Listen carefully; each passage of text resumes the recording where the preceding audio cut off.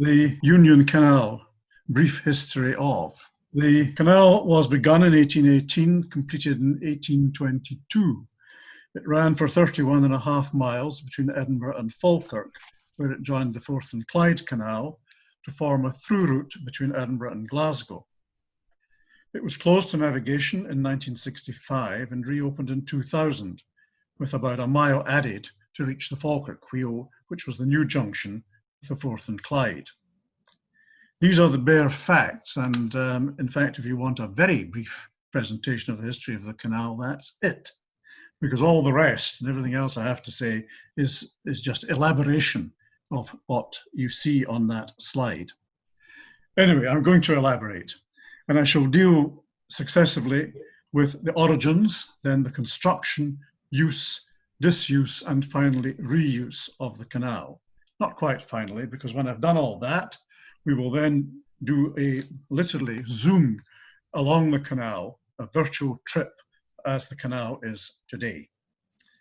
We'll start then with origins. Why was it built? Well, the Union Canal was built primarily to bring cheaper coal to Edinburgh, but it was also there to carry goods in general and to convey passengers. The initial thoughts were to connect to the Lanarkshire coalfields, because via the Monkland Canal, which opened in 1793, Glasgow was being supplied with relatively low-cost coal, and Edinburgh wasn't. At the same time, there was a desire to link Leith to the Clyde to counter the rise of Grangemouth, which was thought to be on the up following the construction of the Forth and Clyde Canal, which opened in 1790. So they wanted a canal to link Edinburgh and Glasgow. The route, 7 lines in all, were considered. 4 lines from Leith to the Brummie Law were proposed by the engineers John Ainslie and Robert Whitworth. They all had some merit, but the sharp rise from Leith and the undulating ground in West Lothian made them all difficult. John Rennie, the celebrated engineer, was invited to adjudicate, and he did plump for one, but he also suggested a 5th line of his own, which was running through Linlithgow and Falkirk and joining the Monkland Canal at Drumpellier. Then the Napoleonic Wars intervened, and until 1813 nothing very much happened. And at that point, when people returned to the idea of an Edinburgh-Glasgow canal, 2 new lines were proposed. Hugh Baird, who was the engineer with the Forth and Clyde Canal, proposed a level line from Fountain Bridge in Edinburgh to Falkirk, and then a lock flight to join the Forth and Clyde. And Robert Stevenson, of the Lighthouse family, he suggested a level line from Princess Street to the Forth and Clyde summit at Castle Carey, which would have meant no locks. And incidentally, he would have used Princess Street Gardens, as they now are. Then it was the Nor Loch, it would have been the canal terminus. Interesting that neither of these 2 later lines accommodated Leith, which did give rise to some grumbling, but not a lot, because in fact Grangemouth had not proved as big a threat to Leith as had originally been feared. Nor did either line connect to the Lanarkshire coalfields, because it was now established that there was a lot of coal readily available from Stirlingshire. Of these 2 later lines, Stevenson's had the decided attraction of no locks, but it would have involved a 3-mile tunnel at Winchborough. This was judged altogether too big a risk, and Baird's line, which got a strong endorsement, incidentally, from Thomas Telford, perhaps the most celebrated civil engineer of the time, that was the line chosen, and it's the line that we have. I move on now to, sorry, that's going the wrong way, construction. Well, the legislation was passed, finance was raised, construction began in 1818 with Baird appointed as the engineer in charge of the canal. And incidentally, on his appointment, he doubled his Forth and Clyde salary from £250 to £500 a year, which in those days was a pretty big sum. And 5 years later, the canal opened in May 4 years later, the canal opened in May 1822. This was entirely in line with Baird's projection and represented a considerable achievement. Everything was done by hand, 31.5 miles of canal with cuttings and embankments, 62 bridges. Interestingly, I say all fixed. They were fixed because, unlike the Forth and Clyde, this wasn't a ship canal. There was no need to deal with vessels with masts. And Baird played fairly safe with the bridges. There are no skew bridges. He made sure by twisting the canal, if necessary, that when it was to cross anything, the crossing was at right angles, which my niece, who is a civil engineer, tells me skew bridges are a lot more difficult to build than ordinary bridges. So much for bridges. There were 3 aqueducts for the 3 river crossings, the Leith, the Amond, and the Avon, 1 tunnel, 11 locks, and other sundry buildings, warehouses, houses for staff, stables for horses. He had to arrange a water supply, which came from Cobbonshaw in the Pentlands, and also a means of dealing with getting rid of water when it was too plentiful, having a number of overflows at regular intervals. As I say, the canal opened in May 1822, and the next slide is just a picture of people digging a canal, but it's almost certainly not the Union Canal. Most of these features that I mentioned in the canal most of them are still there, but not all of them. And the ones that are not there, you will see now. And that's the beginning of the canal, which was at Port Hopetoun in Edinburgh. That was the warehouse building that marked the terminal basin. That was a painting by Sam Boff, an artist. It actually, the canal doesn't mention in the title, it's called Edinburgh Castle. But I mean, it is a picture of the entrance, broadly speaking, to Port Hopetoun. And the other end, which is no longer there, that was the old flight of 11 locks that connected the Union and the Forth and Clyde canals. And that was the terminal basin at the Falkirk end. This was it, if you can see what I'm pointing to. And that is the Forth and Clyde canal, as you see, a ship canal, the tall masted ship. So much for the construction of the canal. As I say, it was constructed well within the timetable projected, but unfortunately, Baird's financial projections were not as robust. He estimated roughly 265,000 to build the canal, and the outturn exceeded that by almost 3/4 at 462,000.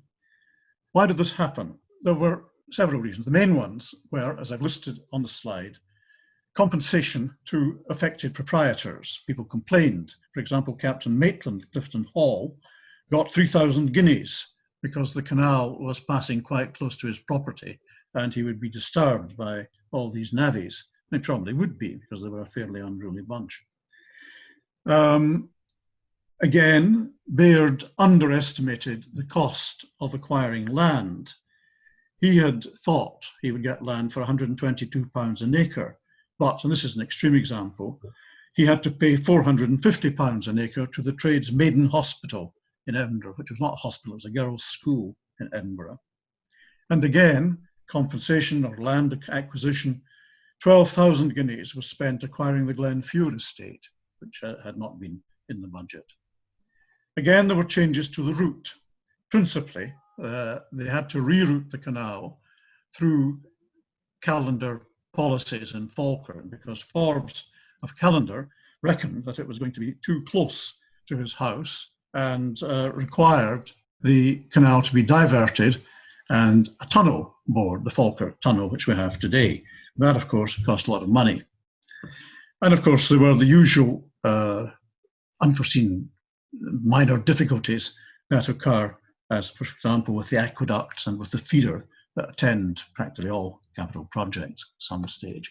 That is an artist's impression that Forbes had made to it probably exaggerates the interference he would have had, but this is Callendar House, as you can see, and that was what he said it would be like if the canal was not diverted. Well, a number of these overruns might have been foreseeable, but some were, some were not. But the upshot was that the company had to raise almost 172,000 more than had originally been planned. The original financing was £240,500 in shares plus 50,000 in borrowing, and they needed, as I say, another 172,000. That was a shortfall they met by borrowing, always in anticipation that better times would be just round the corner. That never happened, and they never really recovered from that. In 1826, they got parliamentary approval to convert all of the outstanding debt into equity. And the intention was that the then shareholders, and some might have been original shareholders, others might have been those who had bought subsequently, but that the 1826 shareholders would subscribe to that equity. But in fact, a third of them never paid up. So, as I say, 75,000 plus of debt remained. And the canal company never really got on top of that. And as we see in 1849, by the time the merger with the railway took place, they had a net deficit of 95,000, which the railway met as part of the deal. That, however, is to anticipate. At the moment, we have a canal which is in use, and we will go on to look at how it was used. But just before that, I thought I might insert here a word about Hugh Baird, a shadowy figure, as you can see. Baird was the engineer for the canal, but I mean, you will not find him listed amongst the great civil engineers of the 19th century, probably because the Union Canal was the only project that he ever superintended. But Baird was obviously highly competent and well regarded, as the commendation of his route from Thomas Telford illustrates. He was also versatile, as well as surveying and being in charge of the building of the canal. He designed houses and boats for the canal company, and indebted to Mike Smith for this. He was also the man who advised the demolition of the Crown on St Michael's Church in Linlithgow. Rightly or wrongly, but so he did quite a lot of things.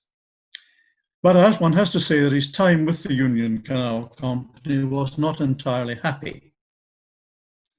From early on, from within about a year of the project being underway, there were complaints that he spent too much time at his home in Kilsyth and left too much of the work to juniors.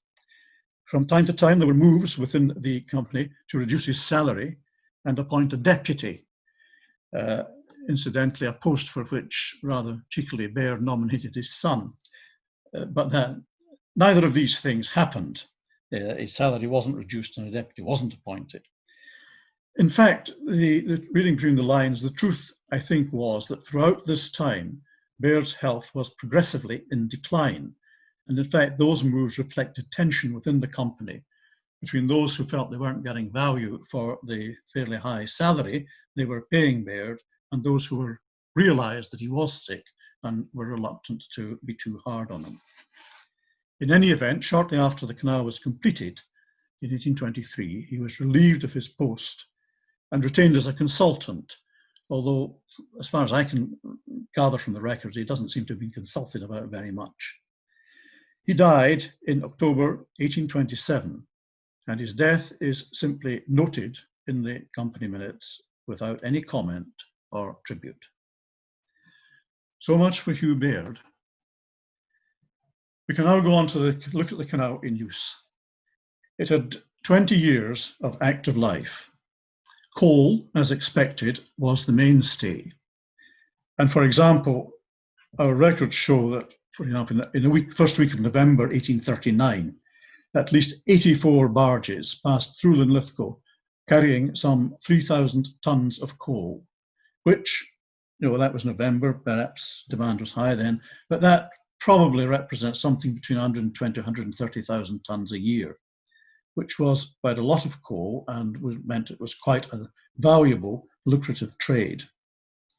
So much so that in 1823, a year after the canal opened, a new basin, Port Hamilton, was created in Edinburgh specifically for the coal trade, and named Port Hamilton because the Duke of Hamilton was the owner of most of the supplying pits. Coal was a major cargo, but of course only part of what was carried. There were also luggage boats, as they were called, which carried mixed goods. We have records of some of those, and typically they were carrying things like cereal, beer, and kippers, called red herrings in those days, and more unusual things as well.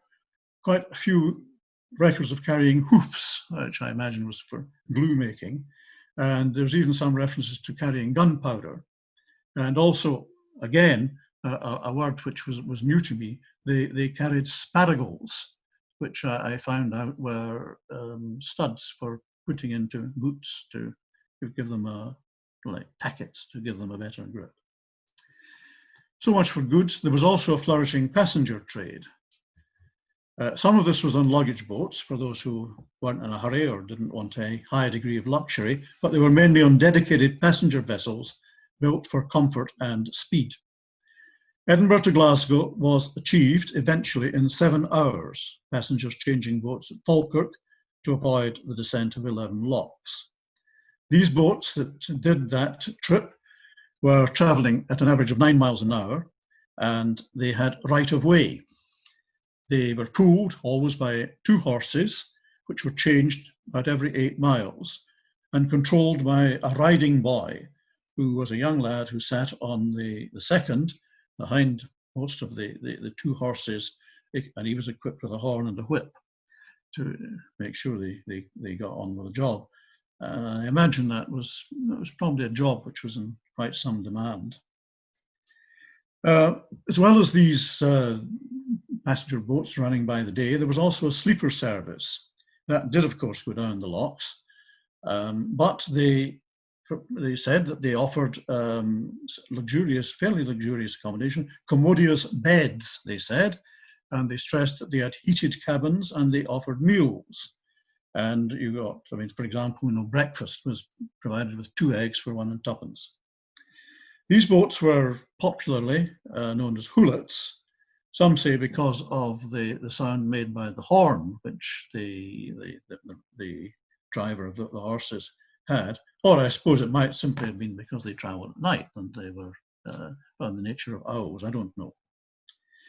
But that was, in summary, the use made of the canal, and all this traffic was very tightly regulated. Boat manifests detailed what was being carried and the requisite payment for different goods set out in quite elaborate tables of charges. Boats had to display their number and owner's name, and it was specified that had to be done in letters 6 inches high on a black ground. No movement was allowed on Sundays, and heavy freight barges could not operate between 11 p.m. and 5 a.m. On the passenger boats, there were bans on smoking, swearing, and drunkenness.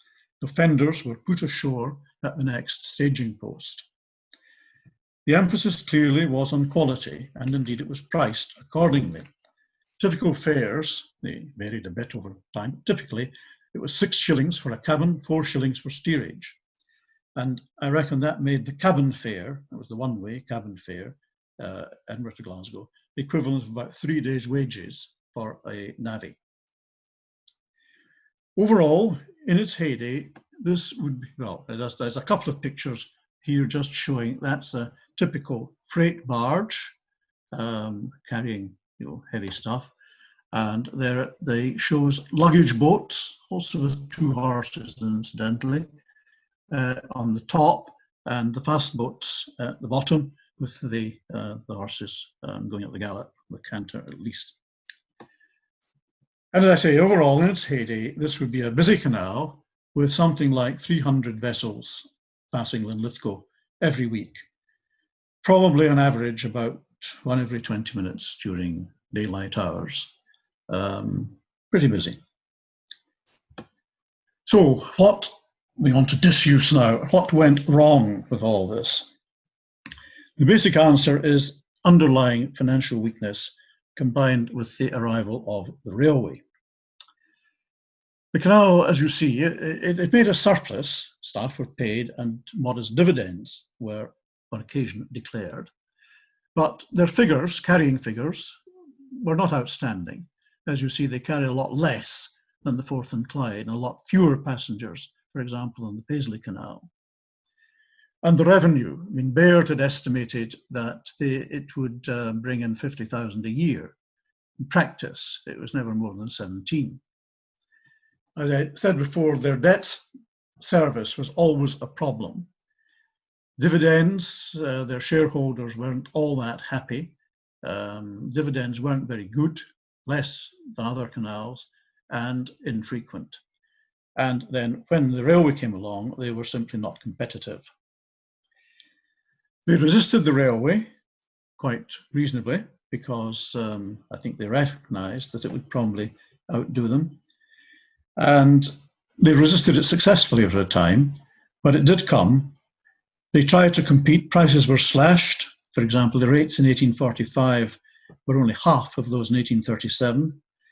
And right into the 1840s, they were still commissioning new boats to try and make the canal attractive, but they didn't succeed. In 1845, a grand merger of the Union Canal, Forth and Clyde Canal, and the railway was proposed, but that didn't materialize.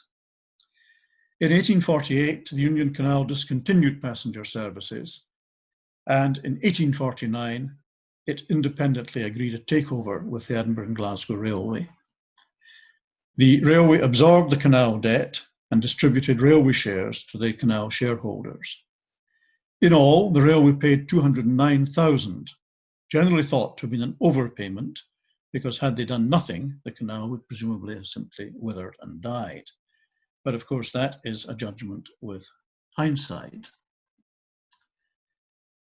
What is certain is that the decline was steady, particularly after the takeover with the railway, and this slide illustrates that. 1842, the railway opened. 1849, as said, they bought the canal. In the next 40 years, tonnage and revenues went down by roughly the same, by about a fifth. And then from 1890 to 1920, next 30 years, tonnage went down by a further 4/5. Now, decline by a fifth over 40 years was perhaps tolerable, but decline by 4/5 over the next 30 was not sustainable. In 1922, Port Hopton, the Edinburgh end, was drained. In 1933, the Falkirk end was filled in, pictures of those we have seen. And in 1965, because of pressure to get rid of, mainly to get rid of humpback bridges to improve roads, the canal was closed to navigation. And thereafter, infilling for roads and housing took place quite regularly along the canal. And it was really only the use of the canal for drainage and for supplying cooling water to bankside industry that countered the media and popular pressure for total infill and kept the canal going. That's a slide showing Port Hopton drained. That is what happened to Port Hopton. Quite a bit of time after it was drained, that was 1930s, the Lothian House, and that's what it became like before the restoration. And that is the head of the old locks, which were closed 1933. As I say, after that closure, you got a number of culvertings and further closures to assist road building and housing. And this is a list of them. We'll see later on what they happened to them later when it was restored, but that was blockage at Kingsnow. a potential blockage about a mile at Wester Hailes, where the canal was culverted. M8 blockage, Green Dykes Road at Broxburn, Preston Road at Linlithgow, Vellore Road at Muiravnside. That actually wasn't a blockage, because that was never blocked. That was just it was a very low tunnel which canoes could get through, but certainly not anything like a passenger boat. A801 blockage. And so by that time, the canal was really, in 1965 and thereafter, was at quite a low point. We now move on to reuse. So how did this come about? Reuse for canals is, in fact, synonymous with the rise and use of canals for leisure use. There had always been some leisure use on the canals. That's I know shot of rowing boats at Lochran in Edinburgh. I don't know when it was quite dead. It was 1930, something like that. And there were certainly, I can remember that, canoes at Falkirk, at Tascan, and they had those there. I mean, in the years just after the war. But basically, the canal was not about leisure, and leisure was not officially encouraged. It was, part of the transport, the working transport network, along with railways and roads, and latterly came to be regarded as a quite outdated and expendable part of that transport network. Serious leisure use can, I think, be traced probably to publication of Tom Rolt's book Narrowboat in 1944, and the founding 2 years later by him and Robert Aikman of, in England, the Inland Waterways Association. Scotland was a bit slower off the mark, but soon caught up. And these are the landmarks of the regeneration and reuse of the Union Canal. 1971, Scottish Inland Waterways Association was founded, and much due to pressure by them, in 1972, a proposed 5-mile closure of the Union Canal was rejected. Now, that closure was proposed by Stirling County Council to assist road building and other improved amenity projects. And the 5 miles would have run from the lower bridge to the, broadly speaking, the eastern end of the Falkirk Tunnel, that is to the boundary between what was the county and the borough of Falkirk. Siwa, strongly under Basil Skinner, one of the founders, and resisted that strongly. It went to public inquiry, and the reporter, David Anderson QC, I suspect to the surprise of a number of people, recommended against the Stirling County Council proposal, and this was upheld. That rejection was upheld by the then Secretary of State, Gordon Campbell. That was quite a major decision, because had that happened, we could not have got the Millennium Link, because the proposal was to fill in and close 5 miles. It wasn't to culvert it or allow it to reopen. It was to be firmly closed. Anyway, that was a major step. The rest, we've got 1974, Ronnie Rusak launched Pride of the Union. 1975, LUCS was founded, and thereafter a number of other canal societies. 1978, Seagull Trust came along.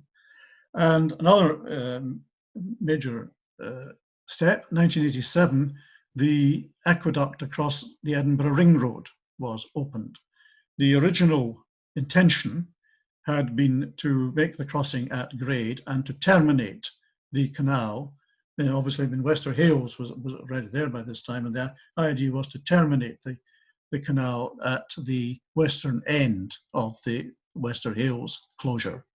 And there was thoughts of creating a proper terminus there, but this proposal was rejected, and eventually Lothian Region, as it then was, agreed to take the canal across the Ring Road by means of an aqueduct.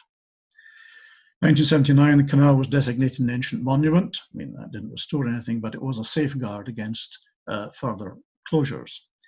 And then a minor triumph for LUCS was in 1992 when Preston Road blockage was removed and that was reopened. But the real breakthrough came with the Millennium Link, which, of course, with money from the Millennium Fund, allowed the Union and the Forth and Clyde Canal both to be totally unblocked and reconnected by the Falkirk Wheel. So the canal was again in use, and what remained to be done, and which was done quite quickly, was the blockages were cleared and the two canals were linked and opened. The Falkirk Wheel was opened by the Queen in 1982. Before that, we have, that was the opening of the M8 blockage, and that, as you see, Ronnie Rusak and Mel Gray, LUCS's founder, meeting in the middle.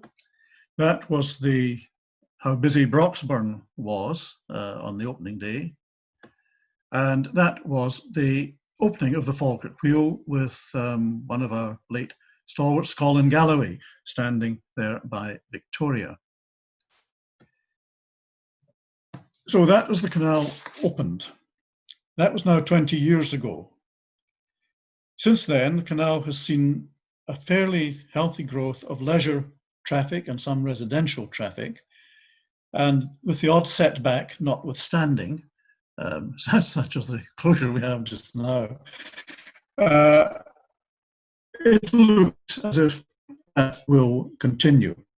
And that is all a great tribute to those who over the years fought hard to get the canal opened, when certainly officialdom, the official view, was firmly against any future, any significant future for the canal. At best, it would have been a sort of disconnected pieces of water suitable for, canoeing, rowing, and very sort of short local trips like that.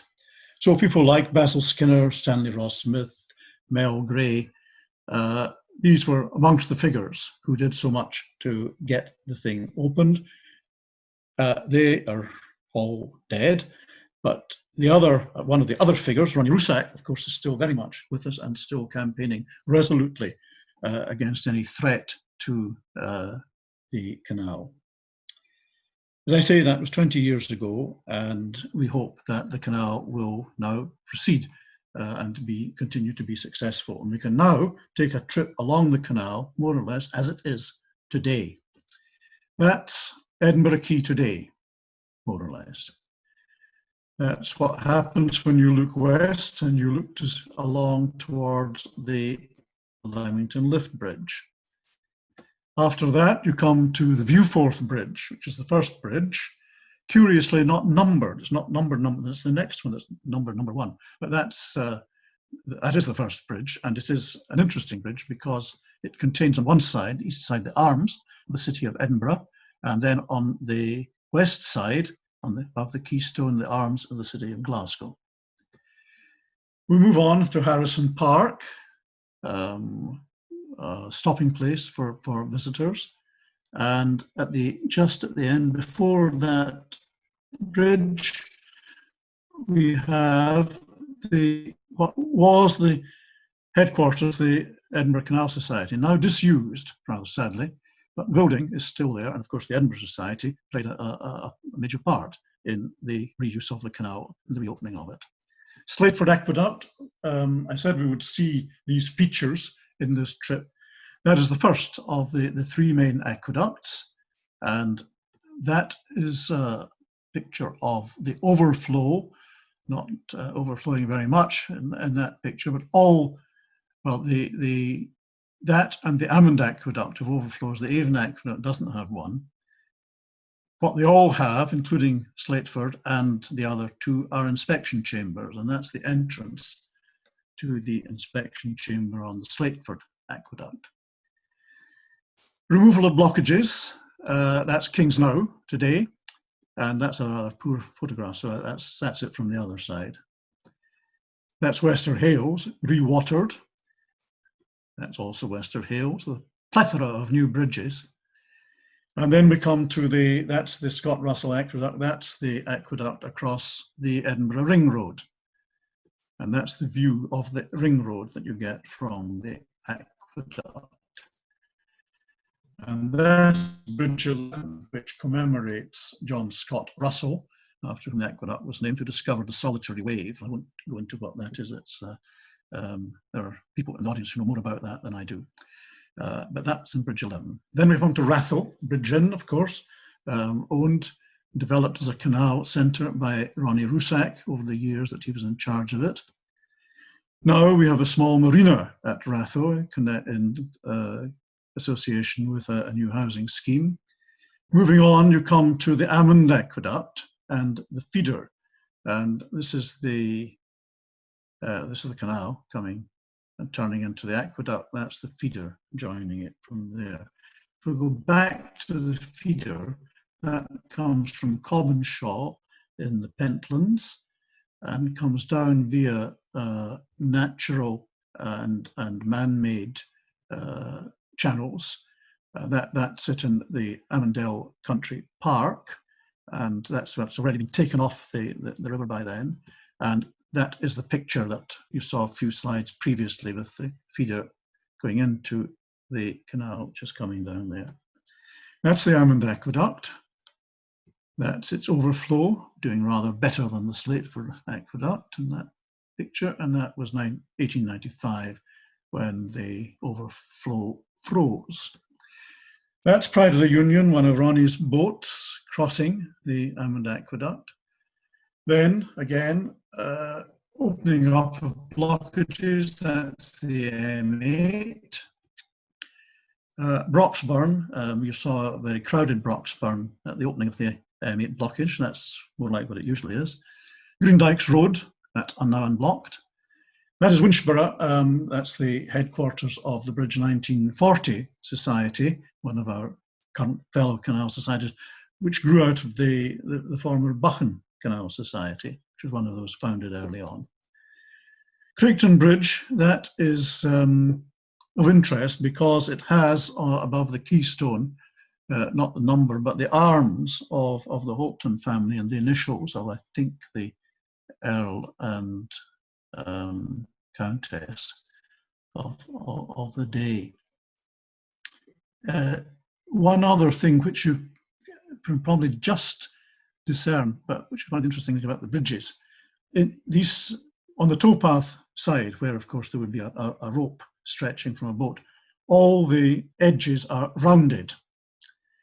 They're not rounded on the other side. It's just a small feature of these bridges, and it's true, as far as I'm aware, of all the bridges on the canal. That's the other side of the Craigton Bridge. Since that faces west, it's rather more badly weathered than the east side. Coming nearer to home, that's Narrowboat Farm, a recent development, Bankside. So again, reasonably recent at Park Farm Bistro.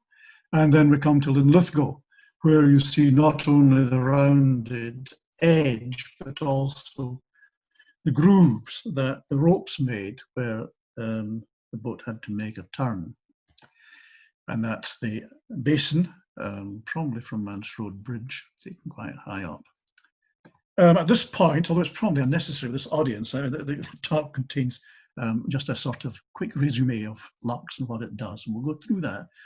Our boats, well, you won't see that today. That's U66, the first boat, which I think it did all sorts of things, but I mean, there were others, again, who can speak to that more knowledgeably than I can. But of our present boats, Victoria, which you'll know, St Magdalene, Leamington, well, not ours, strictly it's Scottish Canal's boat, but we operate it, and the new boat, St Michael. We have our museum, opened a long time ago. There it was, opened by Tam DL, whom you can see at the door, and I think holding the microphone is Mel Gray. And now we have also the tea room, usually quite busy. Yes. And we have fun days, cardboard boat race, it's quite a feature. Boats afloat and boats sunk. And at Christmas, we have Santa. We move on, and just along there, and just before the Friars Brae Bridge, we have one of the milestones. Well, milestones put every half mile along the canal. It was about a third remained at restoration. The others were all, well, they said they all replaced. Most of them have been, and they're now all, or most of them are readily visible. But that's an example of the type of milestone, which was made with the distance from Falkirk on one side and from Edinburgh on the other. That, again, blockages removed is Preston Road from the west side. That is an example of an ancillary building that was, that's Woodcock Dale, now the Sea Scouts, but formerly stables for horses and I think accommodation. There were probably four sort of 1 or 2 roomed houses, both downstairs and upstairs at each end. And above, in between, I suspect it was loft for fodder and things that horses need. The Avon Aqueduct, the longest of the 3 and second longest and highest, or third highest, I think, the second longest in Britain. And that is a staging post because the canal was divided into 4 stages for charging purposes. And there was a stage roughly every 8 miles, and there were posts, and that is the one which marks the beginning of the final stage, which runs from the aqueduct from your inside out to Falkirk. That's an aerial view of the Avon Aqueduct. Moving on, another new canal side development, Bridge 49, which is just about there. And that's Causeway End, which was the transshipment basin, was the Bathgate, Glasgow Bathgate Railway came in there, and you could transship from canal to rail. And indeed, first passenger service from Edinburgh and Glasgow brought you by canal from Edinburgh to Causeway End and then by rail to Glasgow. That didn't last very long because it was a bit unsatisfactory, a variety of reasons. And when the main railway was opened, of course, that superseded that entirely. Causeway End now is a small marina for liveaboard boats mostly and other boats. The lower road, the narrow, well, not the blockage, but the very low passage, now proper size, and the A801 as it is today. After that, after the A801, you go into a long stretch, which is Polmont and the Reading West Quarter towards Falkirk. And although there's not a great deal of significant interest in that, it is interesting because it is the portion of the canal that has probably seen the greatest change over time. For example, Polmont and the Reading, there used to be, would be the far distance, the number 23 pit, and then Nobel's explosives works and a swing bridge just there. That's the swing bridge that was there. That's all changed radically now. I mean, that is what you see, a light industrial estate, which had been there for some time, on the towpath side, and new housing on the other side, the off side, and a very derelict swing bridge now. But moving on, we come now to Falkirk, to the High Brig, which is one of the more interesting bridges. It and its immediate predecessor, because of the height, I mean, it looks slightly different from the standard bridge, although I believe that fundamentally they are the same type of bridge. This one is of particular interest because of the Laughton and Greeton faces on it. It's Bridge 61, it gives the date, and there's the Laughton face, and on the other side, the Greeton face, which there are many stories about why they were there. But anyway, they may or may not be true. What they lead to is the tunnel that had to be constructed to avoid Callendar House. That's the entrance to the tunnel. That's inside the tunnel. It's now has lights, didn't originally. And that's the west end of the tunnel, looking back into it. Just beyond the tunnel, I mentioned earlier Seagull Trust, and that is their Falkirk headquarters. They're also at Ratho and Kirkintilloch. And then we come to the canal former. We passed the LUCS. The head of the old LUCS is back here a bit. That was an extension which was cut soon after opening to make the descent for those who are changing boats at Falkirk easier and quicker, shorter. And that was, for many years, the end of the canal. But with the Millennium Link, we had an extension cut from about a mile to the site of the Falkirk Wheel, and this is where the extension takes off. And just after it takes off, it goes over this Green Bank Aqueduct, which is new, and then it goes in that direction till you come to the staircase, head of the two new staircase locks, which mark towards the end of the beginning of the junction with the Forth and Clyde. Because you come out of the locks. Staircase lock, as you will know, is one where the bottom gate of the first lock is the top gate of the second, rather than having a batch of water in between. And then you go sharp right and go underneath the Antonine Wall and the railway in the Roughcastle Tunnel. That's Ian and Anne Street's boat, Game Bird, emerging from the Roughcastle Tunnel, and that's one of the Scottish Canal's trip boats heading for the caisson on the wheel. And there it is. Well, isn't it? There's something there. And it revolves. There is a boat up there. And you get a good view of the visitor centre and of the countryside beyond. You come out of the caisson of the Falkirk Wheel, and if you're going into the Forth and Clyde, you go through the Jubilee Lock, which is the new lock, which is still on the Union Canal. But once you come out of that, there you are in the Forth and Clyde Canal, and that is the view of the wheel from the Forth and Clyde. And we should really stop there, but I won't go on because there's the Kelpies sort of simultaneous attraction with the wheel, and there's our boat, St Magdalene, at the Kelpies. But that finishes all I have to say.